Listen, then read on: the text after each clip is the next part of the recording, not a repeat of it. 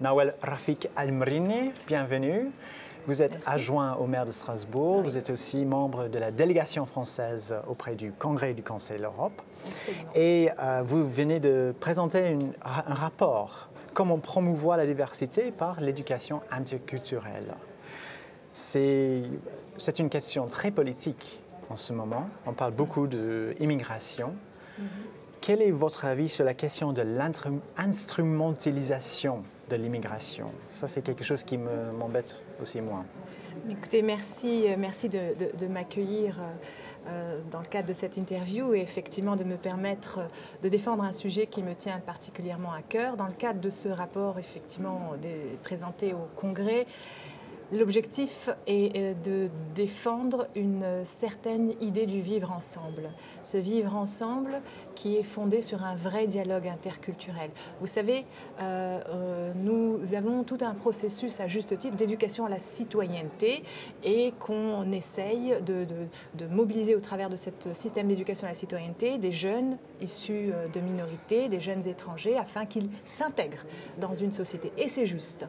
Mais il nous semble tout aussi équitable, équilibré d'avoir une éducation à la diversité interculturelle pour que les personnes non issues de ces minorités puissent découvrir l'autre. Qu'est-ce que ça veut dire une éducation à la diversité culturelle? Qu'est-ce que ça implique? Ça implique justement de pouvoir connaître la culture des autres personnes qui résident sur votre territoire, de le découvrir sous un aspect positif, enrichissant et perdre ce qui malheureusement aujourd'hui gangrène la société, la perception négative qui est jetée sur l'immigration, sur le résident étranger.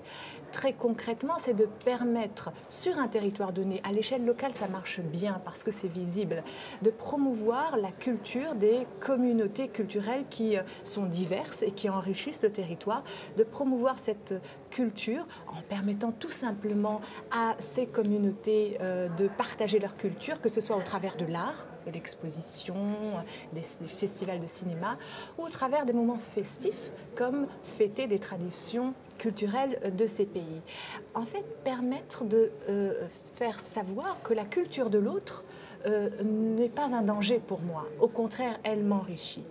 Et vous avez raison de dire tout à l'heure que l'un des sujets qui aujourd'hui est le plus instrumentalisé dans la vie politique, ou politicienne plus exactement, c'est la question de l'immigration.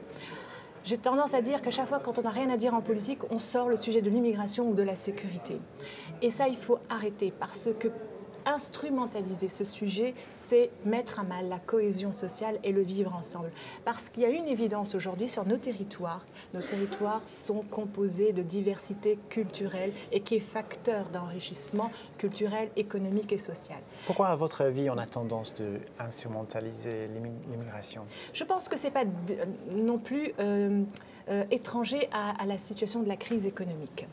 La crise économique, on a peur de l'avenir, on a peur pour son avenir, pour l'avenir de ses enfants. Et évidemment, il y a malheureusement une tendance naturelle au repli sur soi. Il faut combattre cela parce que le repli sur soi, ça veut forcément dire l'exclusion par rapport à l'autre. Et vous l'avez vu, en tous les cas pour la France, ça a été le cas que malheureusement, dans les élections, qu'elles soient locales ou voire même européennes, certains partis xénophobes et racistes ont réussi à obtenir un score qui est tristement élevé parce qu'ils ont eu ce discours qui parlait à cette partie de nous-mêmes qui a peur de l'avenir et qui veut réussir à s'en sortir. Et pour réussir à s'en sortir, on pense à tort que ça ne peut pas se faire avec tout le monde. Pourquoi avec tout le monde? C'est une question de quantité de personnes, c'est une question de clash de culture. Pourquoi pas avec tout le monde? Mais voilà, c'est d'où l'importance de ce rapport, de travailler sur ce que j'appelle l'éducation à l'interculturalité, parce que l'autre, l'étranger, n'est pas un danger. Il ne vient pas prendre mon emploi, il ne vient pas prendre mon logement, il ne vient pas prendre mes droits. Au contraire, il vient enrichir la sphère économique, enrichir la sphère sociale. Et il faut travailler sur ce langage-là, ce message-là, pour recréer ce vivre ensemble et faire comprendre que vivre avec l'autre est un plus et non pas justement un danger.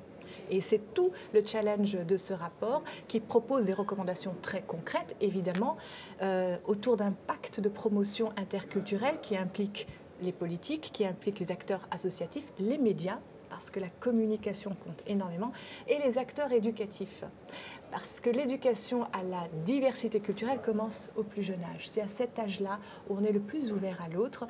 Et donc, il faut revoir, même, j'ai envie de dire, tout notre système éducatif, où dans les manuels et la programmation scolaire, revoir la façon dont on voit l'histoire de l'immigration, comme un plus et non pas comme quelque chose qui vient perturber une culture bien installée, bien assise. Donc voilà, l'enjeu de cette démarche, c'est un enjeu de paix et la paix sur la base d'un vivre ensemble solide. Merci beaucoup d'avoir trouvé le temps de parler avec nous aujourd'hui. C'est un plaisir, merci à vous.